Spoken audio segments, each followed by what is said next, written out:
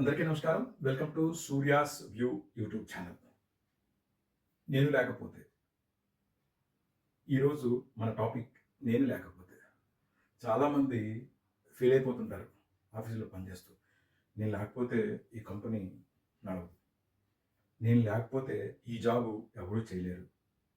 దయచేసి ఆ అభిప్రాయం మీరు మార్చుకోవాలి. ఎవరు లేకపోయినా ఏ పని ఆగదు అని మీరు తెలుసుకోవాలి. ఒక వ్యక్తి రమారమి ఒక 20 ఏళ్ళు ఒక కంపెనీలో పనిచేశాడు.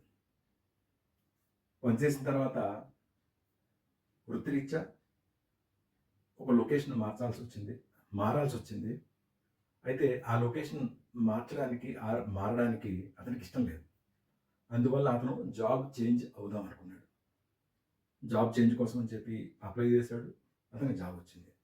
జాబ్ వచ్చిన తర్వాత కూడా అతని థింకింగ్ ఏంటంటే, నేను లేకపోతే ఇప్పుడు నేనున్న కంపెనీ రన్ అవుతుందా? రీప్లేస్మెంట్ కరెక్ట్ పర్సన్ దొరుకుతాడా? అన్ని ఆలోచనలే. భయపడాల్సింది ఏమీ లేదు. పాత నీరు పోతుంది, కొత్త నీరు వస్తుంది.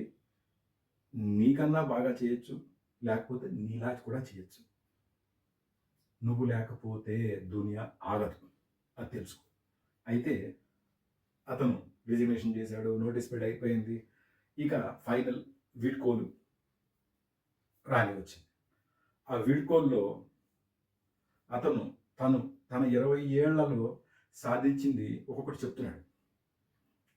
కొంతమంది శభాష్ అంటున్నారు, కొంత బాధపడుతున్నారు. అయితే అడ్మిన్ వాళ్ళు ఆయన యాక్సెస్ కార్డు డీయాక్టివేట్ చేసేశారు. ఈమెయిల్ ఐటీ వాడు పాస్వర్డ్ చేంజ్ చేశాడు. ఆయన స్పీచ్ జరుగుతూనే ఉంది. మిగతా వాళ్ళందరూ ఈయన గురించి గొప్ప చెప్పుకుంటూనే ఉన్నారు. ఆఫీస్ బాయ్ డెస్క్ అంతా ఖాళీ చేసేసి ఆయన సామాన్లు ఆయన కారులో పెట్టేశాడు. తతంగం అంతా జరిగిపోతూనే ఉంది. అయితే ఈయన ఫ్రెండ్స్, ఈయన కొలీగ్స్ ఆయన సీటు ఎవరికి ఇస్తారా అని వాళ్ళు మల్లగుల్లాలు పడుతున్నారు. అంటే ఆయన వెళ్ళిపోయిన ఆ సీట్లో ఎవరు కూర్చుంటారు అని. ఇంకొంతమంది తొందరగా స్పీచ్ కంప్లీట్ చేస్తే ఒక పెగ్గేసి హ్యాపీగా ఇంటికి వెళ్ళిపోవచ్చు అని వాళ్ళు వెయిట్ చేస్తున్నారు. ఇదండి నైజం జనాలది. మీరు లేకపోతే కంపెనీ ఆగిపోదు. కంపెనీకి మీలా కానీ మీకన్నా బాధ చేసే వాళ్ళని 100% దొరుకుతారు. దయచేసి అది అర్థం చేసుకోండి. మీ భవిష్యత్తుకి మీరు ప్రణాళిక వేసుకోవాలి. హోప్ నేను లేకపోతే అనే టాపిక్ మీకు నచ్చినట్టుగా భావిస్తాను. Thanks so much.